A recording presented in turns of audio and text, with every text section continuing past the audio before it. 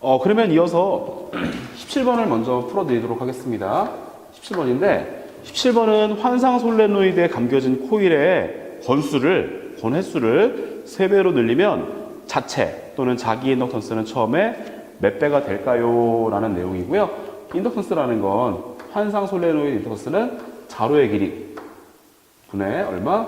투자율 뮤, 자로의 투자율 뮤, 면적 S의 N의 제곱이라 정의를 하죠. 그래서 환상 솔레노이드의 자기 인덕턴스 얼마? L분의 뮤 S N제곱이라 합니다. 그러면 여기서 환상 솔레노이드의 자기 인덕턴스는요, 권수의 몇 승에 비례하더라? 권수의 제곱. 제곱이라는 건 몇 번 곱한 값이죠? 2번 곱한 값에 비례한다라는 거죠.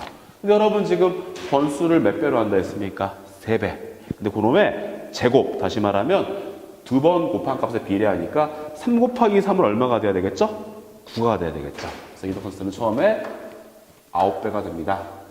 답은 그래서 2번입니다. 라고 정리하시면 되는 거고요. 그 다음에 18번. 18번은 여러분 지금 Q1, Q2 전하가 진공 중에 R메타의 거리에 놓여져 있을 때 이들 사이에 작용하는 정전기력이죠. 정전기력을 구하세요 또는 두 전하 사이의 힘을 구하세요 라는 문제고요. 두 전하 사이의 힘, 이 정전력을 구하는 공식은 누구를 구한다냐면 쿨롱 법칙이죠. 쿨롱의 법칙. 그래서 두 전하 사이의 힘은 어떻게 정의하죠? 9 곱하기 10의 9승에 얼마? 힘의 크기는 어떻게? 두 전하의 거리의 제곱에 반비례하고요. 분의 힘의 크기는 전하의 곱에 비례합니다. 그래서 두 전하 사이에 작용하는 힘을 구하는 쿨롱 법칙. 그렇죠? 9 곱하기 10의 9승 R 제곱분의 Q1, Q2. 두 전하 사이에 작용하는 힘, 정전기력은 전하의 곱에 비례합니다. 전하 사이의 거리의 제곱에 반비례합니다가 되겠으니까요.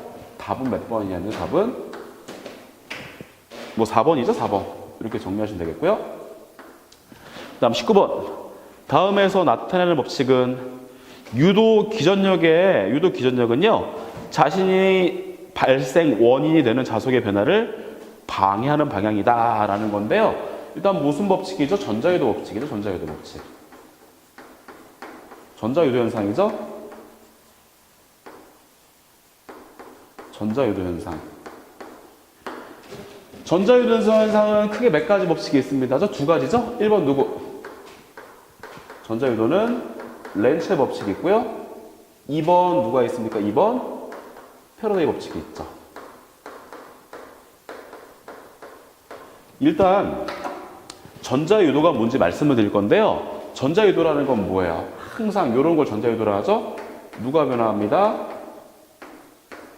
자속이 변화합니다. 자속이 변화할 때 누가 발생합니다? 기전력이 발생합니다 라고 할 거예요. 그래서 전자유도 현상이라는 건 자속이 변화할 때 기전력이 발생하는 현상을 말하는데 크게 뭐 두 가지 법칙이 있죠. 첫 번째 누구? 렌츠의 법칙. 뭐를 알아본답니까? 렌츠는요. 이 기전력의 방향입니다. 방향. 그렇죠? 패러데이 법칙은 누굴 알아본다?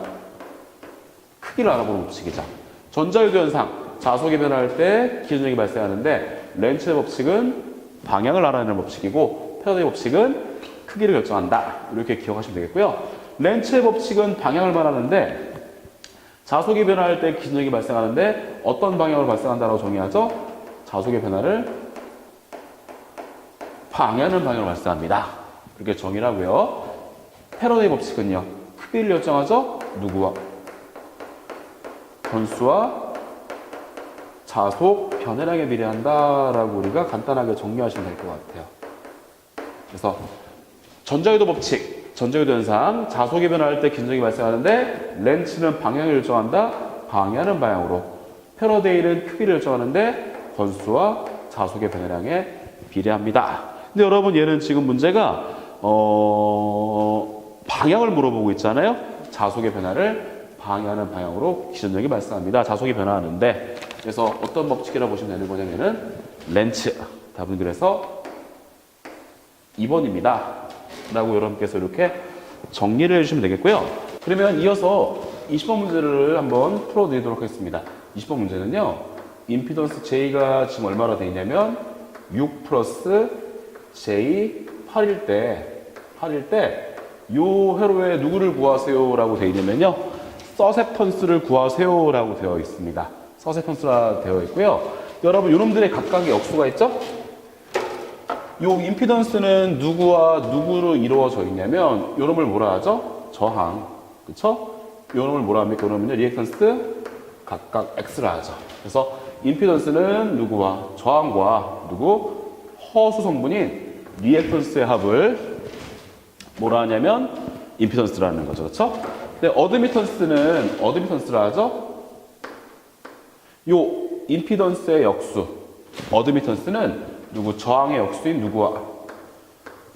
컨덕턴스와 그 다음에 이 리액턴스의 역수인 누구? 서세턴스로 이루어져 있다는 거죠. 그렇죠? 그래서 임피던스의 역수를 어드미턴스라 하죠. 임피던스에서는 저항과 리액턴스로 임피던스는 이루어져 있지만 이 어드미턴스라는 건 저항의 역수 G, 다시 말하면 컨덕턴스와 그 다음에 리액턴스의 역수인 서세턴스로 이루어져 있다 라고 돼 있는데 여기 회로에서는 누구를 구하세요 라고 돼 있냐면 요 서세턴스를 구하세요 라고 했으니까 한번 구해보도록 하겠습니다. 그러면 제가 방금 요 어드미턴스라는 건 누구의 역수입니다. 바로 임피던스의 역수. 얘를 어드미턴스라 하죠? 그러면 임피던스가 어떻게 주어졌어요? 지금 6 플러스 얼마로? J 8로 주어졌죠? 여기에 얼마? 분의 1이라는 거죠. 그래서 지금 요 생김새 형태를 어떤 형태로? 요 형태로 바꾸셔야 된다는 거고요. J 쪽이 그래서 바로 서세턴스다라고 하시면 됩니다. 그러면 이럴 경우에는 어떻게 아래 위에다가 얼마를 곱해줘야 되죠? 바로 공액 복소수를 곱해주시면 되는 거죠. 얘를 이 형태로 만들어주기 위해서 분모 분자에다가 이렇게 주어진 임피던스의 공액 복소수를 곱해주면 되겠죠. 그러면 얘를 곱하기 하시면 결과가 얼마가 된다니까는요. 0.06 마이너스 J의 0.08 뭐가 되겠죠. 그렇죠? 이렇게. 그럼 볼게요. 지금 누구는요. 요 어드미턴스는 누구와 컨덕턴스와 서세턴스로 이루어져 있다라는 거예요. 그래서 지금 저 임피던스가 6 플러스 J8일 때 요 회로의 서세턴스는요. 얘가 누구죠? 바로 요 컨덕턴스와 그 다음 요놈 누구로 바로 서세턴스로 이루어져 있다 라고 보시면 될 것 같고요. 서세턴스를 구하세요 라고 하니까 답이 얼마가 됩니까? 답은요 0.08입니다 라고 여러분께서 답하시면 되겠죠. 그래서 오늘 여기까지 할 거고요. 나중에 기회가 되면 제가 또 다른 회차별의 문제를 또 이어서 풀어드리도록 하겠습니다. 수고하셨습니다.